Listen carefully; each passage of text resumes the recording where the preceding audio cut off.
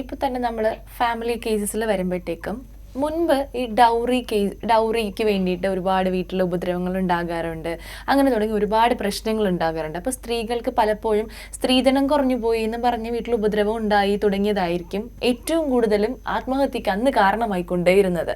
എന്നാൽ ഇന്ന് അതിലൊക്കെ കുറേ വ്യത്യാസങ്ങൾ വന്നിട്ടുണ്ട്.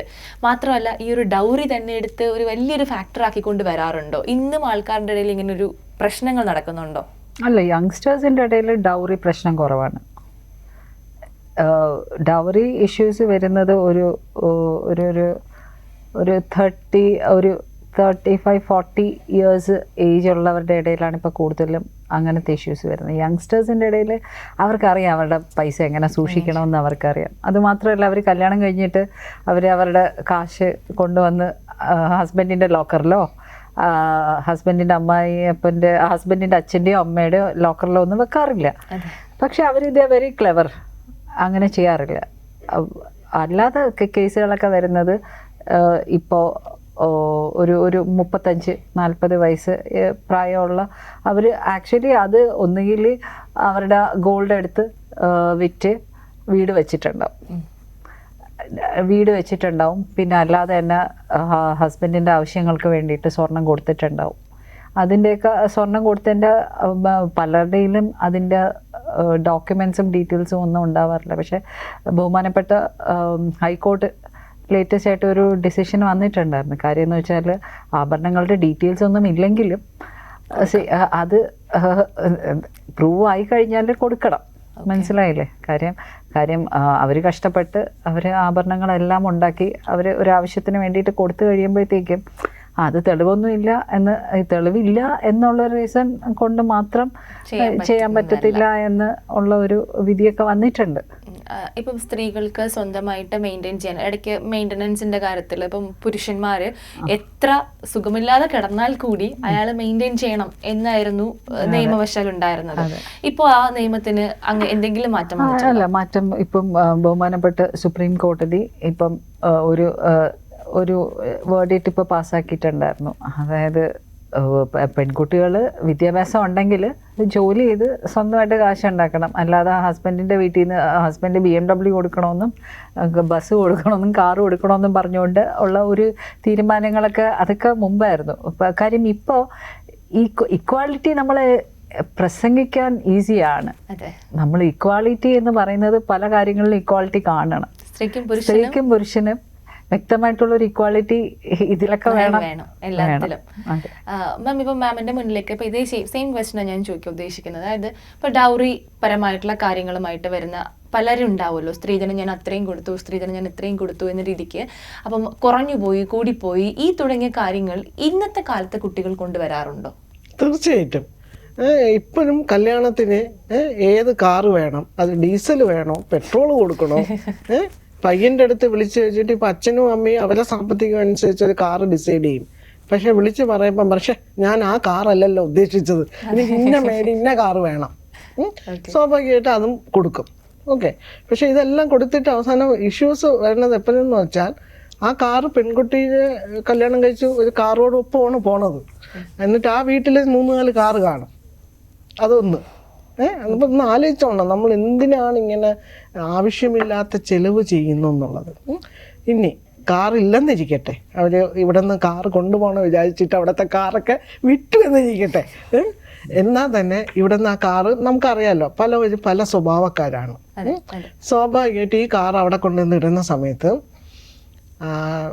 ചില കേസുകളിൽ ഞാൻ കണ്ടിട്ടുള്ളത് പയ്യൻ്റെ അമ്മ അതിലിരിക്കാൻ പാടില്ല, പയ്യന്റെ സഹോദരിയെ കൊണ്ടുപോകാൻ പാടില്ല. കാർ ഒരു പുതിയ പ്രശ്നമാവും. കാർ ക്യാരക്ടറായിട്ട് വരുവാ ബന്ധപ്രശ്നങ്ങളിൽ. ആര് പറഞ്ഞു കാർ എടുക്കാൻ?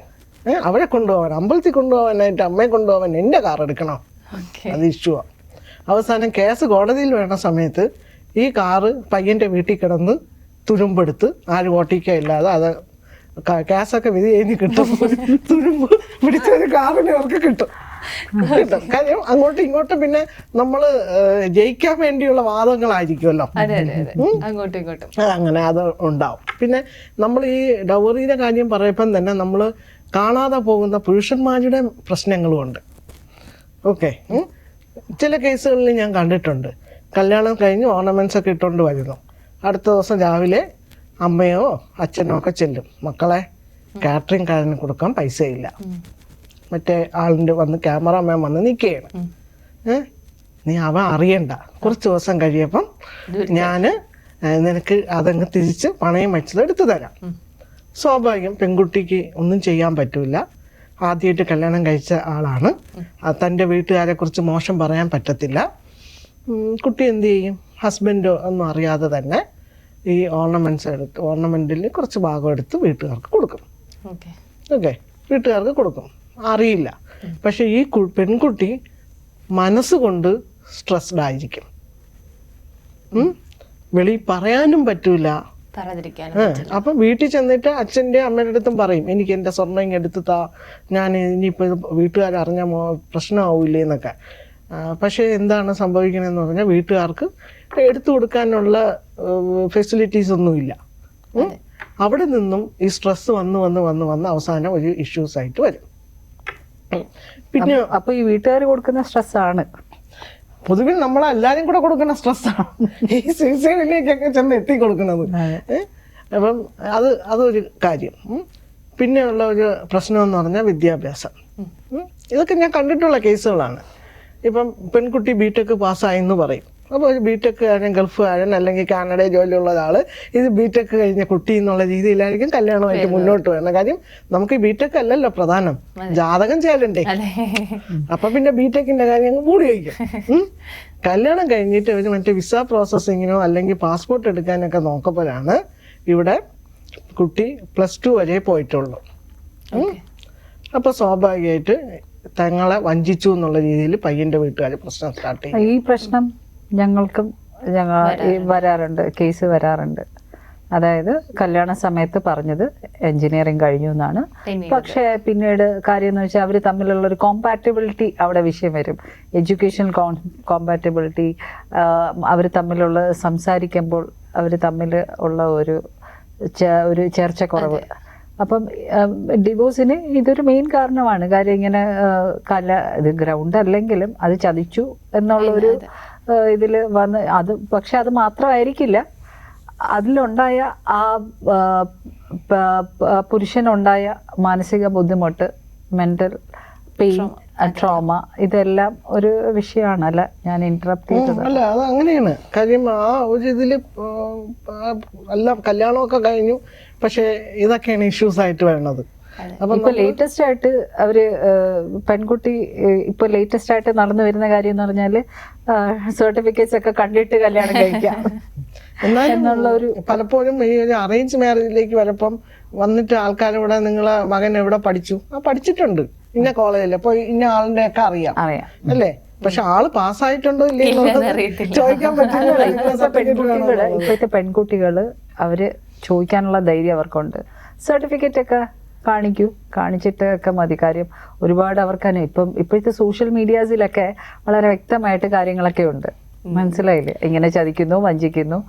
അപ്പൊ പിന്നെ അവരുടെ പാർട്ട്ണർ എഡ്യൂക്കേറ്റഡ് ആണോ എന്ന് അറിയാനുള്ള റൈറ്റ് ഉണ്ട്. മാത്രമല്ല എല്ലാ മാട്രിമോണിയിലും വ്യക്തമായിട്ട് ക്വാളിഫിക്കേഷനും കാര്യങ്ങളും കൊടുത്തിട്ടുണ്ട്. അതൊക്കെ സത്യമാണോ എന്ന് അറിയണ്ടേ.